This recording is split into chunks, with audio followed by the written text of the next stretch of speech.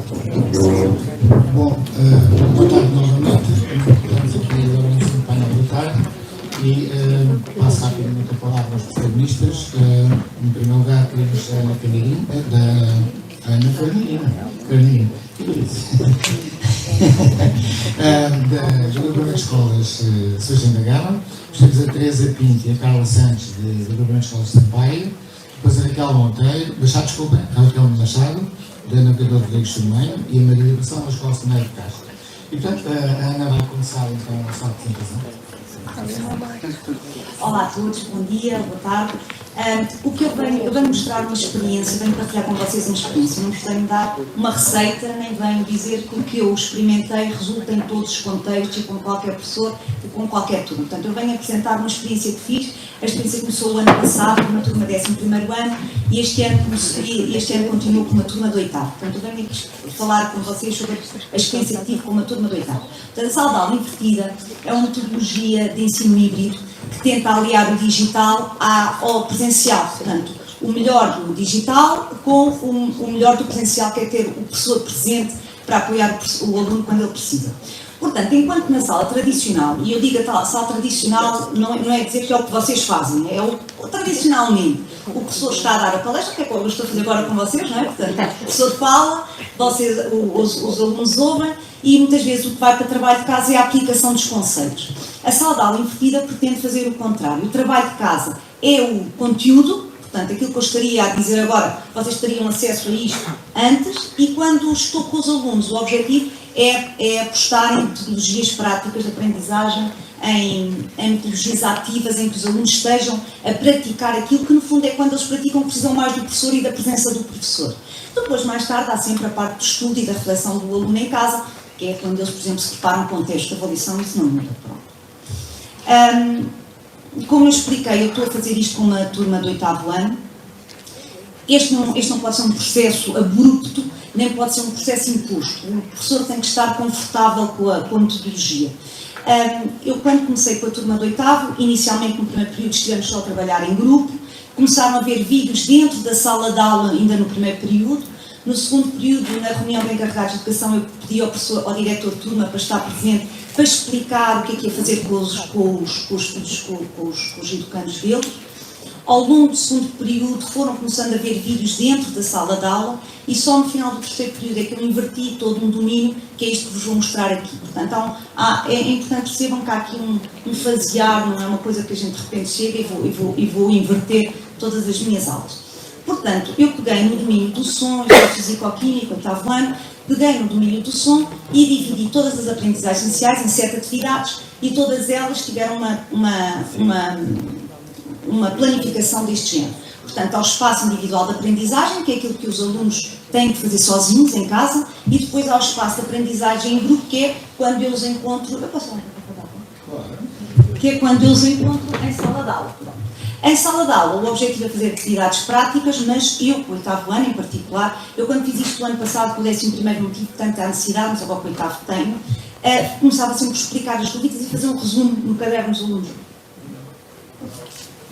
Os alunos faziam um pequenino resumo da matéria no seu caderno, para se sentirem orientados. Portanto, o 8º ano tinha essa necessidade. E, portanto, em casa, o que eles tinham que fazer, vocês veem mal, mas eu explico qual é a ideia.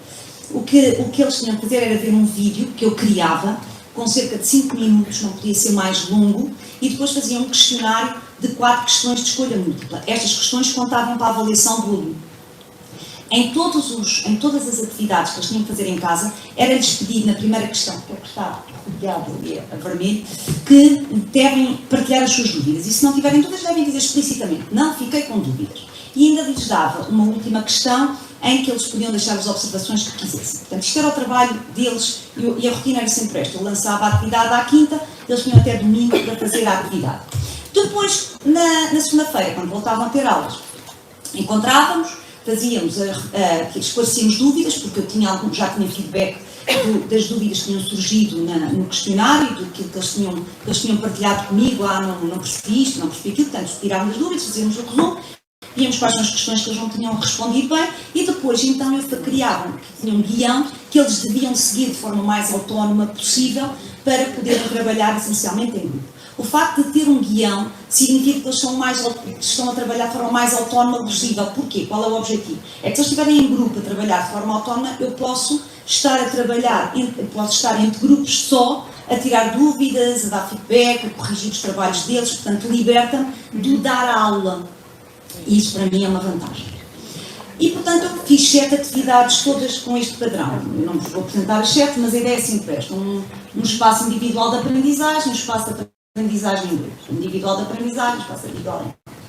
E, portanto, em aula, as aulas perderam aquela parte em que eu expunha a matéria, com o PowerPoint. Portanto, eu esclarecia as dúvidas, fazíamos resumos e depois passávamos a trabalhar em grupo. E, portanto, as fotografias que eu vos vou apresentar é essencialmente alunos que estão a trabalhar em grupo, em atividades práticas, metodologias ativas, e a minha função é estar a esclarecer dúvidas enquanto este trabalho. Vocês vão ver há aqui muitas com o telemóvel, enquanto eu estava a fazer estava a retirar algumas fotografias, percebi que havia muitas com o telemóvel, não há nenhuma intenção de usar a tecnologia em sala de aula só porque sim.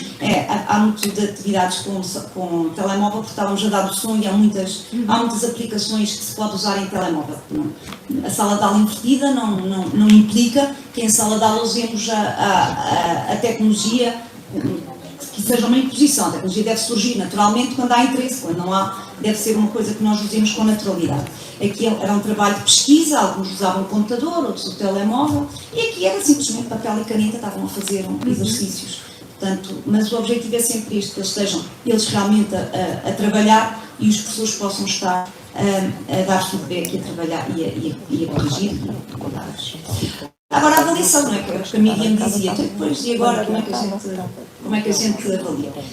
A avaliação, numa escola, não há hipótese, tem sempre que avaliar, não passa tudo por feedback enquanto estamos a trabalhar com os alunos em sala de aula.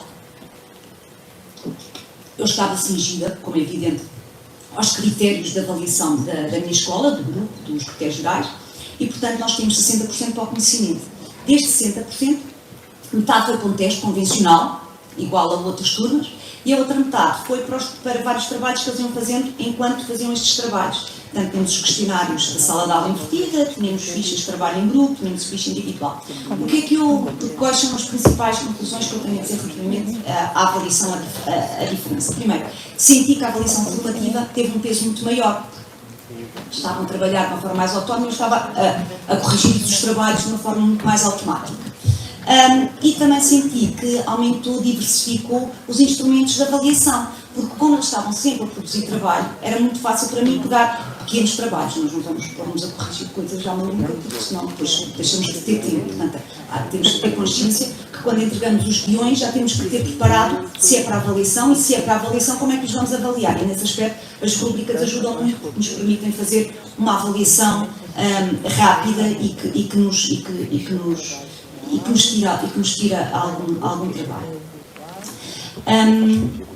E agora a pergunta que toda a gente faz quando eu faço apresentações sobre sala de aula invertida: e quando os alunos não veem o vídeo? Claro que é um problema, não é? Os alunos não veem o vídeo e não tiveram acesso aos conteúdos. Mas eu partilho com vocês este gráfico, que foi o que eu fiz este ano, e que vai em linha de conta com aquilo que fiz, com o que eu me apercebi o ano passado, quando trabalhei com o 11º ano. Quando nós insistimos na metodologia, a tendência é para que haja cada vez maior número de alunos a fazer a atividade. Ainda assim, eu nunca consegui ter 100% dos alunos a fazer a atividade. Porquê é que eu acho que vai aumentando o número de alunos que fazem? Primeiro, uma questão de rotina. Eles começam a perceber que às quintas é uma atividade, ao domingo fecha a atividade. E esta rotina acaba por entrar no dia-a-dia deles. E depois, porque eles começam a sentir que são penalizados, não só em termos de avaliações, porque chegam à aula e os outros tiveram contato com o conteúdo e eles não.